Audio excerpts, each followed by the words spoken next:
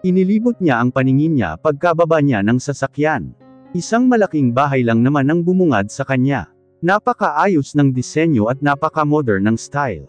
Parang yung nag-isip ng ganitong disenyo ay napaka-professional. Nakapark kasi ang sasakyan ni Francis sa loob, kaya kitang-kita niya ang bahay. Ako lang ang titira dito. Di pa rin makapaniwalang tanong niya. Yes. Do you want to hire a maid? I can tell him. Hindi. Di ko yun kailangan. Kaya ko naman maglinis at kumilos, para naman may trabaho pa akong gawin, tanggi niya rito. Sa laki ng sahod niya, dapat lang na siya na ang maglinis ng malaking bahay na to. Mas madali pa nga to kaysa sa mag-serve sa customer sa gabi. At yung mga lasing ay babastusin lang siya. Nagawa niya ring makaalis doon ng mabilis, dahil kay Francis. Pumasok sila sa pinakaloob ng bahay, at mas lalo siyang namangha sa interior design. Pagpasok mo pa lang, ay alam mong lalaki na ang nakatira dahil sa ayos. Napakalinis din lahat ng pagkakaayos. Black, white, gray lang ang konsepto ng kulay ng buong bahay. Mataas rin ang ceiling at may chandelier pa. 2 palapag lang, pero napakalawak ng bahay. Minimalist style, kaya para siyang nasa ibang bansa. Naglakad siya papunta sa kabilang bahagi, at nakita niya roon ang malaking glass door. Tanaw niya ang glass pole sa kinatatayuan niya. You can do whatever you want here. Basta wag ka lang pumunta sa kwarto na mga nakalock. Sunod-sunod ang pagtango niya kay Francis. Kumilos na rin siya para ayusin ang mga gamit niya. Ginaya siya ni Francis sa taas, at kanang bahagi na kwarto. You can sleep here. Ani nito nang makapasok. Bumungad sa kanya ang malaking kama. May vanity mirror sa gilid at may working desk pa. May sarili ring banyo, dahil nakita niya ang pinto. That is a mini walk-in closet, pwede mo na ilagay lahat ng damit mo riyan. If you have a question, feel free to text me. Salamat, pero wag ka mag-alala, hindi naman kita iistorbahin. Napakamot pa siya ng ulo. Tumunog ang cellphone niya, kaya kinuha niya yun, at ganun na lang ang gulat niya nang may mag-send ng 100,000 sa bank account niyang walang laman. Napatingin siya kay Francis na nasa harapan niya, bakit may 100,000 agad na sinend sa akin? Tanong niya, hindi pa naman kasi siya nakakaisang buwan. Oh, you already received it. It's a bonus for you, because you signed the contract. Umawang ang labi niya, at napatangu-tangu. Grabe, sobrang yaman pala ng napangasawa niya, dahil may pa-bonus pa. Parang 13th month pay ang peg. Anyways, I need to go. Good luck. Ngumiti ito sa kanya at nagpaalam na, kaya hinatid niya ito sa labas. Bago pa ito makasakay ng kotse, ay bumalik ito sa harapan niya. Muntik ko nang makalimutan. This is your wedding ring, just always wear it. Inabot nito ang pulang box, bago tuluyan ng magpaalam. Automatic ang sara ng gate, dahil mukhang may remote ito. Pumasok na siya sa loob ng bahay, at umupo sa sofa saka binuksan ang pulang box. Natulala siya dahil hindi siya pwedeng magkamali, isa yung diamond ring. Wow, iba talaga pag mayaman ka. Hindi mo na kailangan tingnan ang presyo pag bumibili, naiiling na ani sa sarili. Contract marriage lang naman ang meron, pero ang sosyal ng singsing niya. Nagpahinga muna siya saglit, bago kumilos at ayusin lahat ng gamit niya sa kwarto. Sakto lang naman ang dami ng damit niya. Ang sapatos naman niya ay isang rubber shoes, at sandals lang na mumurahin. Mabilis lang din siya nakapag-ayos, at nang matapos ay humiga siya sa malaking kama.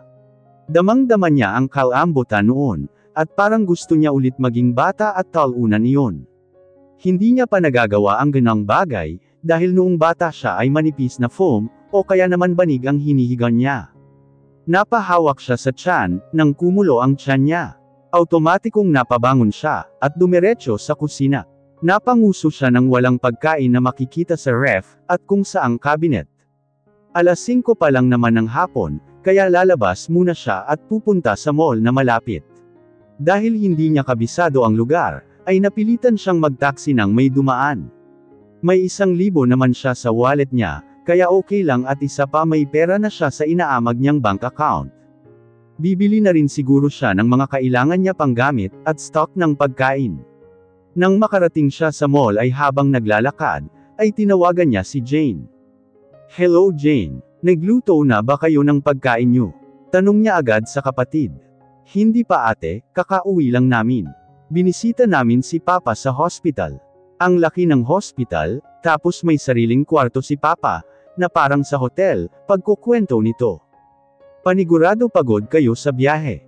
Bumili ka na lang ng lutong ulam dyan sa kanto natin. Ate hindi naman karinderya yon, kaya mahal dun. Kami na lang magluluto rito. Umiling siya rito kahit hindi siya nito nakikita. Huwag nang makulit, yung iniwan ko sa inyong pera ay bawasan mo na. Kahit umabot yan ng 500 pesos okay lang. Magpapadala ako kay Amy ng pera, saka kung gusto nyo bumili kayo ng tig-iisang chocolate, ako na ang bahala. Napapikit siya nang marinig ang tili ni Arilyn at Jenilyn, na mukhang nakikinig din pala. Talaga ate ha, wala nang bawian, singit ni Arilyn. Ano ka ba? Paano kung wala ng pera si ate? Rinig niyang sambit ni Jane.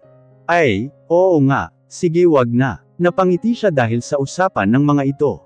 Talagang napakaintindihin ng mga ito sa kanya.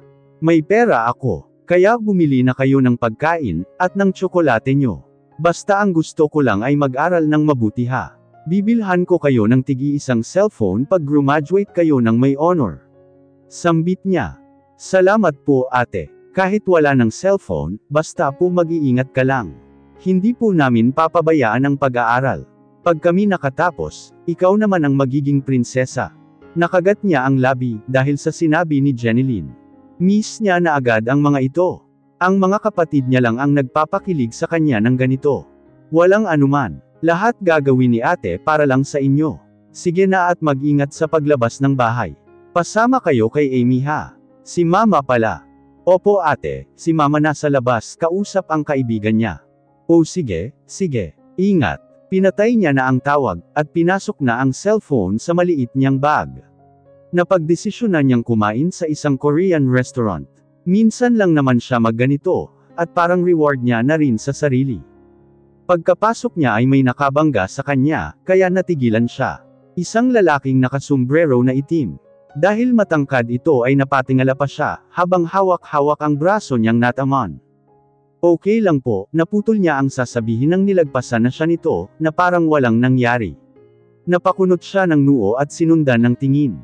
Mabango pa naman sana, pero napaka-suplado naman. Siya na nga ang nakabangga, ako pa ang lalagpasan. Di man lang nag-sorry. Tuluyan na siyang pumasok sa restaurant, at sa wakas ay nakakain na rin. Pinicturean niya pa ang mga pagkain niya, para may memories siya sa bago niyang phone. Buong araw ay masaya siya. Pagkatapos niya kumain, ay nag-grocery siya ng mga pagkain, at mga gamit na kailangan niya. Umuwi rin siya agad dahil gabi na, nag-taxi ulit siya dahil wala siyang choice, bukas na lang niya kakabisaduhin ang lugar at kung paano mag-commute. Nakahinga ng maluwag si Leo, nang makitang maayos na ang marriage contract niya. Wala na siyang puproblemahin kundi mag-focus pa sa kanyang trabaho. What's up? Napaangat ang tingin niya kay Francis, nang makapasok ito. You will have a meeting with Attorney Diaz tomorrow morning, maipapasa na sa pangalan mo ang lahat ng iniwan ng lolo mo. That's good. Be sure that Lloyd will not know about this, sambit niya. Of course. Your stepbrother will do anything to make your reputations go down. At isa pa your wife is kind of interesting, Francis chuckled and gave him a amused look. How interesting. Well I don't care. I just care to my grandfather's will and company. Hindi niya nga tiningnan kung sino ang naging asawa niya sa kontrata. May tiwala naman siya rito sa kaibigan niya, kaya ito ang pinakilos niya para hanapan siya ng babaeng papayag sa ganitong sitwasyon. He already built his name and his reputation. May sarili siyang pera dahil sa sariling galing, hindi siya umaasa sa mga naiwan ng kanyang lolo, pero ayaw niya pabayaan iyon, at mapunta lang sa kamay ni Lloyd, ang stepbrother niya. Simula nang makilala niya ito, ay puro problema na lang ang dinala sa pamamahay nila, kaya naging maayos lang ang lahat nang umalis na ito sa mansyon. You'll see if you meet her. Umiling siya rito at tumayo. Tinanggal niya ang coat na suot, at kinuha na ang bag niya para umuwi sa penthouse niya. Hindi siya makakauwi sa sariling bahay, dahil doon niya pinatira ang babae, dahil pag nag-imbestiga ang attorney ng kanyang lolo, at hindi nakita ito sa sariling bahay niya, ay baka magkaroon pa ng problema. Not interested, he answered. Lumabas na silang office, at sumunod naman ito sa kanya. Let's drink. Stop being workaholic, man. Kaya wala kang love life. Pang-aasar nito. Nang makarating sila sa parking lot, ay pinatunog niya ang kanyang sasakyan para bumukas. Work is my love life, ani niya at pumasok na sa kotse. Next time, I have to work more in my penthouse, dugtong pa nito, at tinaas ang kamay para magpaalam sa kaibigan.